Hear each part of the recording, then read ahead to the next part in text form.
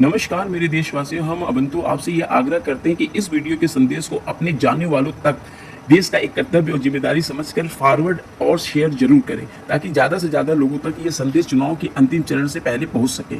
और ये हमारा उत्तरदायित्व है कि लोगों को वोट के लिए प्रेरित करें, क्योंकि इससे फैसला होगा एक मजबूत लोकतंत्र सरकार का, और हमें अपने निर्णय पर अगले 5 साल तक पश्चाताप न करना पड़े। जैसा कि अब हम सब जानते हैं कि सीधी लड़ाई एनडीए अलायंस मतलब बीजेपी और इंडिया अलायंस मतलब कांग्रेस के बीच में है। आइए कुछ तथ्यों को अवलोकन करते हैं कि दोनों पार्टियों ने चुनावी मुद्दे पर आधारित अपने भाषणों, साक्षात्कार, रैलियों, जनसभा और सोशल मीडिया के माध्यम से क्या निकल के आया है सामने।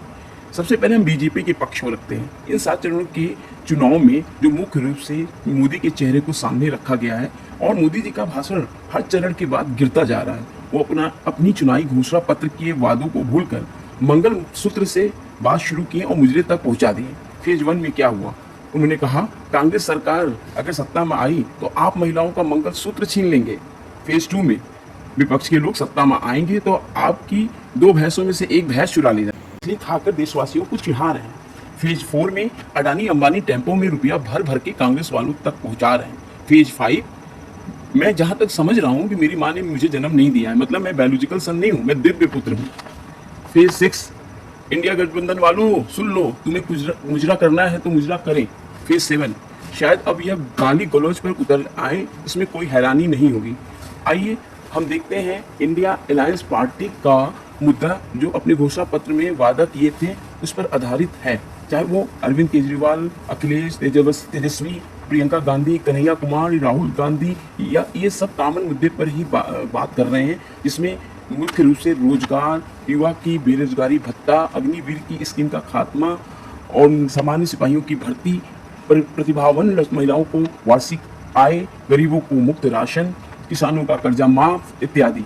दोस्तों अब नज़ारा और नियत साफ झलक रही है। भाजपा हिंदू मुस्लिम करने से बाज नहीं आ रही है, और उनका अंधभक्त गढ़, जिनको गोबर भक्त भी कहा जाए तो कम है, जो अपने बीजेपी आईटी सेल की वही पुरानी घिसी पीटी झूठी भ्रामित ज्ञान से नफरत फैला रहे हैं, जिससे युवा पीढ़ी प्रभावित हो रहा है, जिसमें नेहरू और महात्मा गांधी के बारे में गलत धारणाएं पैदा की जा रही हैं।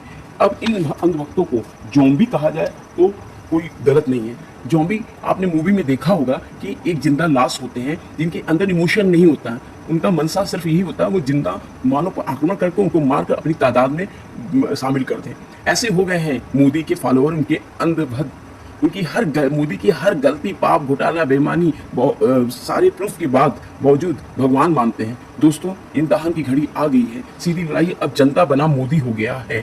इंडिया गठबंधन को अगर हम अपना उत्तरदायित्व निभाना चाहते हैं और एक स्वच्छ मजबूत नई उम्मीद की सरकार बनाना चाहते हैं तो उनको हम ज़्यादा से ज़्यादा मतों पे जिताएं, और परिवर्तन हमारी प्रकृति का नियम है। अगर हम परिवर्तन करेंगे, नया लोगों को चांस देंगे तो डेफिनेटली एक उम्मीद नई किरण और नए अवसर प्राप्त लोगों के होंगे।